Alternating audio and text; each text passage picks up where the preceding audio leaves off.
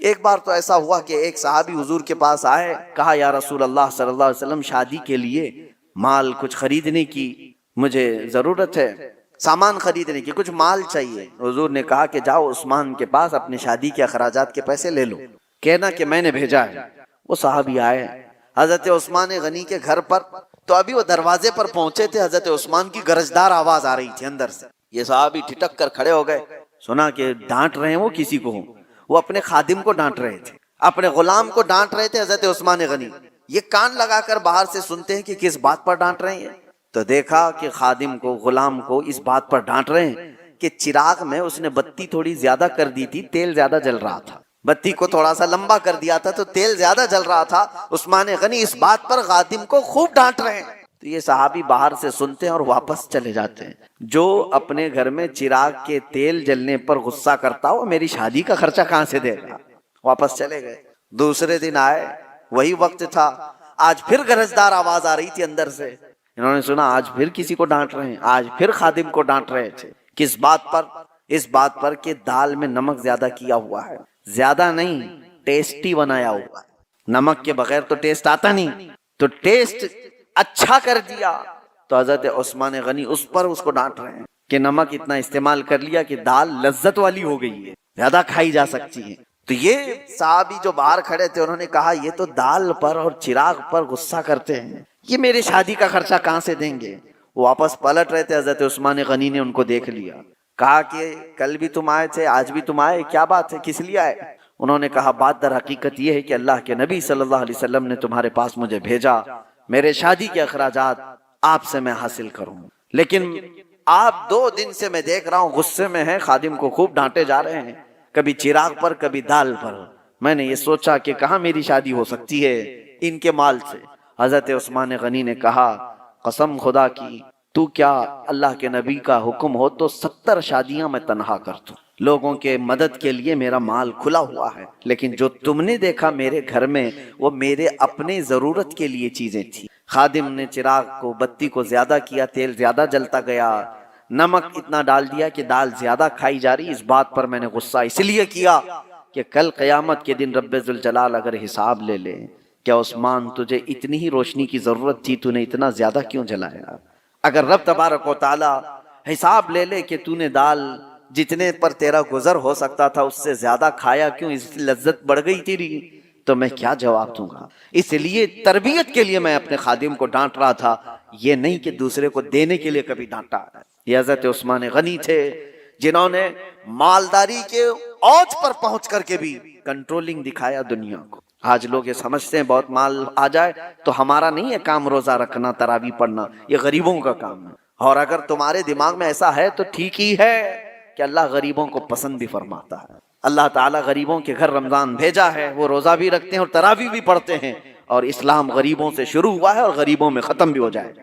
میرے عزیزوں، بھوک کے متعلق ایک بات اور عرض کر دوں، کہاں صحابہ اکرام نے اپنے گھروں میں کس طرح کیا۔ حضور صلی اللہ تعالیٰ علیہ وسلم ایک دن گھر سے نکلے، اس وقت بھی ایک صحابی حضور کے ساتھ ہیں، کہتے ہیں کہ رسول پاک صلی اللہ تعالیٰ علیہ وسلم حضرت فاطمہ کے گھر گئے۔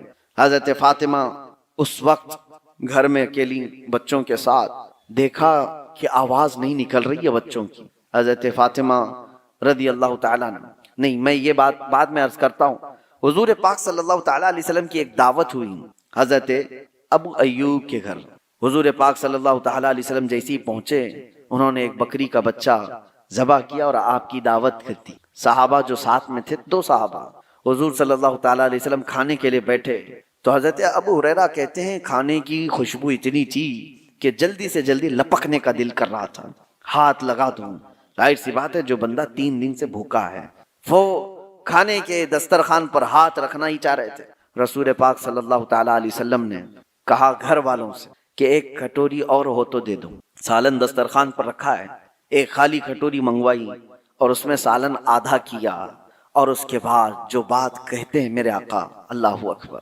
ایک صحابی حضرت ابو ہریرہ وہ کہتے ہیں کہ حضور نے یہ دیا اور کہا جاؤ فاطمہ کے گھر دے کر کے آؤ، پچھلے 8 دن سے ان کے ہاں فاقہ چل رہا ہے، 8 دن ہو گئے ہیں ان کے ہاں فاقہ چل رہا ہے، ان کے بچے اور ان کا۔ یہ کس گھرانے کی بات کر رہا ہوں؟ کیا وہ گھرانہ محتاج تھا؟ وہ گھرانہ کوئی محتاج گھرانہ ہے؟ پوری دنیا جن کے نام کا صدقہ کھا رہی ہے آج، اور اگر وہ چاہ لیں اللہ کی بارگاہ میں خواہش بھی کریں روزانہ جنت سے جبرائیل ان کے لیے کھانا لے آئے، لیکن وہ گھرانہ ایسا تھا، بھوک پر کنٹرول کرنا سکھایا گیا، بھوک پر کنٹرول کرنا سکھایا گیا۔ یہی تو بات ہے کہ حسنین کریمین کی شجاعت کو پوری دنیا مانتی ہے کہ امام حسین کو کربلا میں 3 دن بھوکا اور پیاسا رکھ کر جھکانے کی کوشش کی گئی تھی، ان کے بچوں کو، ان کے خاندان کو پانی بند کیا گیا، کھانا بند کیا گیا، کیا جھکا امام حسین کا سر؟ پوری دنیا نے دیکھا، یزید کے سامنے جھکنا تو دور کی بات ہے، ہاتھ بھی آگے بڑھانے کو تیار نہیں ہوئے۔ وجہ کیا تھی؟ تم آج بھوک سے حسین کو آزما رہے ہو، ان کی ماں تو بچپن میں بھوک کی تربیت دے چکی۔ ایک بار حضور اکرم صلی اللہ تعالی علیہ وسلم مسجد نبوی سے باہر نکل کر جا رہے ہیں۔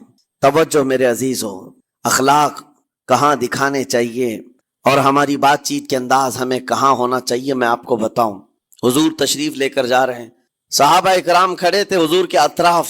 مدینہ طیبہ کی ایک بوڑھی خاتون جس کا ذہنی توازن کھویا ہوا ہے، یعنی وہ دماغی طور پر ڈسیبل ہے، اور وہ آئی جا رہی تھی۔ لوگ جب بھی اس کو دیکھتے راستہ کاٹ لیتے، وہ جس کو بھی پکڑتی تھی سنانا شروع کرتی تھی، جو منہ میں آئے بکنے لگ جائے، اور لوگوں کو تنگی محسوس ہونے لگتی۔ صحابہ نے دیکھا کہ یہ عورت آ رہی ہے، حضور کی طرف آ رہی ہے، سب نے حضور صلی اللہ علیہ وسلم کو گھیر لیا، اس کا راستہ روکنے کے لیے اب آئے گی، اور نبی کریم صلی اللہ علیہ وسلم کے پاس اگر زبان درازی کرنے لگ جائے، پاگل عورت ہے، اور بک بک کرنے لگ جائے، حضور پاک صلی اللہ علیہ وسلم کے ادب میں کہیں کمی نہ آ جائے۔ صحابہ کا یہ ہمیشہ اہتمام رہتا۔ حضور اکرم صلی اللہ علیہ وسلم نے دیکھا تو صحابہ سے کہا ہٹ جاؤ، اس کو آنے دو، ہٹ جاؤ، اس کا راستہ چھوڑ دو۔ صحابہ نے کہا یا رسول اللہ صلی اللہ علیہ وسلم، اس کا ذہنی توازن ٹھیک نہیں ہے، دماغی طور پر وہ عورت ٹھیک نہیں ہے، وہ آئے گی اور لمبی باتیں کرتی ہے، لا یعنی باتیں کرتی ہے، کہیں آپ کی شان پاک میں کوئی گستاخی نہ ہو جائے۔ صحابہ روک رہے تھے، حضور پاک صلی اللہ علیہ وسلم نے سختی سے فرمایا، ارشاد فرمایا ہٹ جاؤ، اس کا راستہ چھوڑ دو، مجھے پتا ہے پورے مدینے میں اس کی کوئی نہیں سنتا، میں بھی نہ سنوں تو وہ کس کو سنائے گی، اگر میں بھی نہ سنوں تو وہ کس کو سنائے گی۔ یہ میرے مصطفیٰ کریم صلی اللہ تعالی علیہ وسلم کے دربار عالی جاہ کی وہ بلند اخلاق کریمانہ کی ایک مثال ہے، جس کو خود میرے آقا نے فرمایا بعثت لأتمم مکارم الاخلاق۔ عزیزان گرامی وقار، لوگوں کے آج حالات ایسے ہیں کہ اچھے لوگوں کے ساتھ اخلاق الگ دکھائے جاتے ہیں، چھوٹے لوگوں کے ساتھ اخلاق الگ دکھائے جاتے ہیں، سٹیٹس کا آدمی ہو تو اس کے ساتھ ملنے کے طریقے الگ ہیں، اور غریب کوئی آ جائے، فقیر کوئی آ جائے تو اس سے ملنے کا انداز الگ ہو جائے۔ یہ نہ ہو، یہ ہم سب کے لیے نصیحت ہے۔ اسی ممبئی کی سرزمین پر میں آپ کو بتاؤں، ایک ماہم شریف میں بزرگ حاجی صاحب ہوا کرتے تھے، آج سے تقریباً 10-12 سال پہلے کی۔ وہ کئی لوگوں سے ایک سوال کرتے تھے پکڑ پکڑ کر کے کہ میرا ایک سوال ہے، آپ جواب دیں گے، میرا ایک سوال ہے۔ کئی علماء سے انہوں نے پوچھا، مجھ سے بھی انہوں نے، جب میں نیا تھا مصر سے پڑھ کر کے آیا تھا، میرے پاس آ کر کہا کافی سالوں سے میرے ذہن میں ایک سوال ہوتا ہے، میں آپ سے بھی پوچھنا چاہتا ہوں۔ کہا بتائیے کیا ہے؟ کہا میں حضور سرکار مجاہد ملت رحمت اللہ علیہ کا مرید ہوں، علامہ حبیب الرحمن مجاہد ملت، رئیس اعظم اڑیسہ، جن کے خدمات جلیلہ آج ہو سکتا ہے نئی جنریشن کو نہ معلوم ہو، ان کا لقب ہے مجاہد ملت، جنہوں نے سنیت کی بقا کے لیے اپنا تن من دھن سب قربان کیا تھا۔ وہ مجاہد ملت عظیم بزرگ ولی کامل ہے۔ یہ حاجی صاحب کہتے ہیں کہ میں ایک نارمل آدمی تھا، کڑیا تھا، یعنی گھر بنانے کا کام کرتا تھا۔ جب وہ ممبئی تشریف لاتے تو دوڑ کر کے ہر جگہ سے لوگ ملنے آتے، میں بھی گیا تھا، اور اس وقت میں جوان تھا۔ حضور مجاہد ملت رحمت اللہ علیہ کی بات وہ بتا رہے ہیں کہ لوگ لائن لگا کر کے مصافحہ کر رہے تھے، مل رہے تھے۔ جب مل رہے تھے تو پھر میرا نمبر آیا، میں ملنے کے لیے گیا۔ بزرگوں کے سب ہاتھ چومتے ہیں، یہ ہمارے سنیوں کے طریق ہیں۔ ادب، علماء ذوی الاحترام کے ہاتھوں کا بوسہ لینا یہ مستحسن ہے، یہ ہمارے آداب میں سے، معمولات اہل سنت میں سے۔ تو جب سب لوگ ان کے دست بوسی کر رہے تھے، ہاتھ چوم رہے تھے، میں بھی قریب گیا، اور جب میرا نمبر آیا میں ہاتھ چومنے کے لیے گیا تو انہوں نے میرا ہاتھ لے کر خود ہی چوم لیا۔ وہ بزرگ عالی جاہ ولی کامل جن کو دنیا مجاہد ملت کہتی ہے، میرا ہاتھ انہوں نے چوم لیا، اور میرے اندر ایسی پشیمانی تھی کہ میں کیا کروں سمجھ میں نہیں آیا۔ میں ایک معمولی سا کڑیا، اور کہاں ان کا مقام، کہاں میرا۔ تو اس کے بعد وہ اس بے چینی میں رہتے تھے کہ ایسا کیوں کیا، ایسا کیوں کیا، کیونکہ پوچھنے کا موقع ہی نہیں ملا۔ ایک بزرگ تھے، انہی کے خلیفہ تھے حضور مجاہد ملت کے، انہوں نے اس کا جواب دیا۔ میرے عزیزو، کیا بہترین جواب تھا۔ حضرت مجاہد ملت رحمت اللہ تعالی علیہ یہ چاہتے تھے کہ ہزاروں لوگ ہماری تعظیم کرتے ہیں تو کہیں ہمارے دماغ میں بادشاہت کا خیال نہ آئے، ہم غریب اور فقیر کا ہاتھ چوم کر اپنے نفس کی مخالفت بھی کرتے ہیں۔ اخلاق کریمانہ دکھانے کے لیے اسٹیٹس والوں کے ساتھ ہی نہیں، غربا فقراء کے ساتھ بھی وہ اخلاق ہوں۔ نبی کریم صلی اللہ تعالی علیہ وسلم کے وہ آداب آج اگر آپ اپنا لیں، بہت ساری کڑوی چیزیں ویسی ختم ہو جائیں۔ آج ممبئی کی سرزمین پر سب سے بڑا یہ چیلنج ہے بات کرنے میں، نوجوانوں کے تو آج پارے چڑھے ہوئے ہوتے ہیں، ان سے کوئی بھی بات کر لے، جس تیور میں یہ بات کرتے ہیں ایسا لگتا ہے کہ ابھی لڑائی ہو جائے گی، ابھی جھگڑا ہو جائے گا۔ اس کی عادت سی بن گئی ہے۔ آپ کو پتا ہے فرمایا گیا، عربی کا قول ہے، جراحت السنان لها التیام ولا یلتام ما جرح اللسان۔ تلوار سے، چاقو سے دیا ہوا زخم سوکھ سکتا ہے، زبان سے دیا ہوا زخم کبھی نہیں سوکھتا، زبان سے دیا ہوا زخم نہیں سوکھتا۔ بولنے سے پہلے 1000 بار اس بات کو خیال ہونا چاہیے کہ میں جس کو بول رہا ہوں کہیں اس کا دل چھلنی تو نہیں ہو جائے۔ میری زبان یہ ہوتی 50 گرام کی چھوٹی زبان ہے، لیکن بڑے بڑے لوگوں کے کلیجے چیر کر رکھتی ہے، بڑے بڑے لوگوں کے دلوں میں سوراخ کر کے رکھتی ہے، زخمی کر کے رکھتی ہے اس کا استعمال۔ اسی لیے روایت میں ملتا ہے کہ جب انسان صبح کرتا ہے تو سارے اعضاء، ہاتھ پیر آنکھ کان ناک، سارے اعضاء سب سے پہلے زبان سے یہ عرض کرتے ہیں، اس کی پناہ مانگتے ہیں، کہتے ہیں آج تو صحیح سلامت رہے گی تو ہم سب صحیح سلامت رہیں گے، اور اگر تو پھسل گئی تو عذاب ہم پر بھی ہوگا۔ زبان بولتی ہے، مار کسی اور کو پڑتی ہے، کوئی زبان کو مارتا نہیں ہے، گالی زبان دیتی ہے لیکن مار کبھی پیٹھ پہ پڑتی ہے، سر پہ پڑتی ہے، ہر جگہ پڑتی ہے۔ تو یہ زبان نبی کریم صلی اللہ تعالی علیہ وسلم نے ارشاد فرمایا، من یضمن لی ما بین لحیتیہ وما بین، حضور پاک صلی اللہ تعالی علیہ وسلم فرماتے ہیں جس نے 2 چیزوں کی ضمانت مجھے دے دی، حفاظت کی، میں اسے اضمن لہ الجنہ، میں اس کو جنت میں لے جانے کی ضمانت دیتا ہوں۔ 2 چیزیں کیا ہیں؟ حضور فرماتے ہیں، ایک 2 جبڑوں کے بیچ میں جو موجود زبان ہے اس کی حفاظت کر لے، اور 2 رانوں کے بیچ میں جو شرمگاہ ہے اس کی حفاظت کر لے۔ یہ 2 چیزیں جس نے بچا لیا میں اس کو جنت میں لے جانے کی ذمہ داری دیتا ہوں، ضمانت دیتا ہوں۔ اس کا کتنا بڑا کردار ہے، یہ زبان کا کتنا بڑا کردار ہے۔ اور حضور نے ایک بار پکڑ کر کے فرمایا تھا، زبان کو پکڑ کر کے کہا تھا، یہ وہ زبان ہے جو انسان کو جنت میں بھی لے جاتی ہے اور دوزخ میں بھی لے جاتی ہے۔ کلمہ کس سے پڑھتے ہیں آپ؟ لا الہ الا اللہ، زبان ہی سے تو پڑھتے ہیں، اسی کلمے نے آپ کو جنت تک پہنچایا۔ اور کافر جو کفر کرتا ہے وہ بھی زبان سے ہی کرتا ہے، اور زبان اسے ہمیشہ کی دوزخ میں لے جاتی ہے۔ اس زبان کو چلانے سے پہلے 1000 بار سوچ لیں کہ آج لہجوں کی سختیاں بڑھتی چلی گئیں۔ اور آپ کو پتا ہے قرآن پاک میں رب تعالیٰ نے یہ فرمایا، وَلَا تَقُلْ لَهُمَا اُفٍّ وَلَا تَنْهَرْهُمَا، والدین کے بارے میں بچوں کو کیا کہا گیا؟ ان کو اف تک نہ کہو۔ لیکن زبان جب کھلتی ہے نا، ماں باپ کے خلاف نوجوانوں کو ہم نے دیکھا ہے گالی گلوچ کرتے ہوئے اور اتنی بری باتیں کہتے ہوئے، معاذ اللہ۔ عزیزان گرامی وقار، حضور نے تو یہ فرمایا، جس نے پلٹ کر کے اپنے ماں اور باپ کو سخت لہجے میں بات کیا یا ان کی نافرمانی کی، حضور فرماتے ہیں میرا دل چاہتا ہے کہ اس کے گھر کو آگ لگا دوں، آگ لگا دوں۔ اس لیے اس بات کو ہمیشہ یاد رکھیں، تمہارے لہجے کی سختیاں کسی کو زخمی کر دیں تو آخرت خراب ہو جائے گی، آخرت خراب ہو جائے گی۔ حضرت علقمہ رضی اللہ تعالیٰ عنہ حضور کے صحابی ہیں، حضور صلی اللہ علیہ وسلم کے صحابی ہیں، آخری وقت آ گیا تھا لیکن زبان نہیں کھلتی تھی۔ حضور پاک صلی اللہ علیہ وسلم کے پاس سفارش لائی گئی کہ آپ کے وہ ساتھی ہیں انتقال کر رہے ہیں لیکن زبان پر کلمہ بھی نہیں آتا۔ حضور تشریف لائے، دیکھا، پوچھا گھر میں ان کے کون کون ہے؟ کہا بیوی ہے اور ماں ہے۔ ماں کو بلایا اور کہا علقمہ کے بارے میں کیا کہتی ہو، کیسا تھا؟ کہا بہت اچھا، پرہیزگار، عبادت گزار، ساری نیکوکاریاں اس کے اندر ہیں۔ تو پھر حضور نے پوچھا اچھا یہ بہت نیک تھا، تم بھی اس سے راضی ہو کہ نہیں ہو؟ ماں نے کہا میں نہیں راضی ہوں، میں راضی نہیں ہوں۔ کہا کیوں، وجہ کیا ہے؟ کہا یا رسول اللہ میرا اکلوتا بیٹا، میرا تنہا بیٹا تھا، بڑی محبتوں کے ساتھ اس کو پالا تھا، اور جب میں نے اس کی شادی کی، اپنی بیوی کو لایا، اور جب بیوی گھر پر آ گئی تو میری بات کو ہلکے میں لیتا، اپنی بیوی کی بات کو فوقیت دیتا، ترجیح دیتا. اور اس وقت غالباً یہ باتیں تھی کہ زبان سے کوئی کلمہ ان کے نکلا ہوگا جو بیوی کی حمایت میں تھی. ماں کو تکلیف پہنچ گئی. کہا میرا دل گوارا نہیں کرتا، میں اس سے راضی نہیں ہوں. باقی وہ بہت نیک بندہ ہے، بہت اچھا ہے.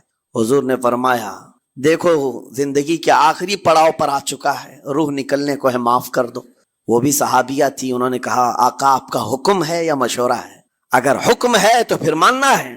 حضور نے فرمایا نہیں حکم نہیں مشورہ ہے. کہا مشورہ ہے تو پھر دل نہیں چاہتا. دل نہیں چاہتا. حضور نے فرمایا صحابہ سے کہ لکڑیاں جمع کرو، آگ لگاؤ اور انہیں اٹھاؤ آگ میں ڈال دو. آگ دہکائی گئی تو ماں کی ظاہر سی بات ہے ممتا بے چین ہو گئی. کہا ان کو میرے سامنے آگ میں ڈالیں گے؟ کہا ہاں، اس سے بہتر ہے کہ وہاں جلے گا یہاں جلے. وہ ماں کہتی آقا آپ گواہ ہو جائیں میں اپنے بیٹے کو معاف کرتی ہوں. ادھر معاف کیا، ان کی زبان پر کلمہ طیبہ جاری ہوا. میرے عزیزو یہ بتانا مقصود اس لیے ہے کہ زبان سے دیے ہوئے زخم خواہ والدین کو ہوں یہ معمولی نہیں ہوتے. ہو سکتا ہے آخری وقت تمہاری زبان بند ہو جائے اور کلمہ طیبہ بھی نہ جاری ہو، زبان کھلنے بھی نہ لگے. یہ حالات آ جائیں گے. اس لیے اپنی زبان کا کنٹرول برقرار رکھو. کس سے کیا کہنا ہے ابھی میں اس کا دوسرا پارٹ بھی بتاتا ہوں زبان کے استعمال کا. یہ نرمی لہجے کے اندر ہونا بہت ضروری ہے، لیکن کچھ جگہوں پر سختی کی اجازت ہے، لیکن وہ مقامات الگ ہیں. نرم لہجہ حضور پاک صلی اللہ تعالی علیہ وسلم کے فرامین میں سے ہے.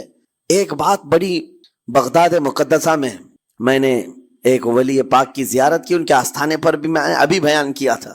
حضرت بہلول دانا مجذوب بزرگ تھے اور بغداد کی گلیوں میں کہیں پر بھی بیٹھ جاتے تھے، اور جو جانکار تھے وہ سمجھتے تھے اللہ والا بندہ ہے.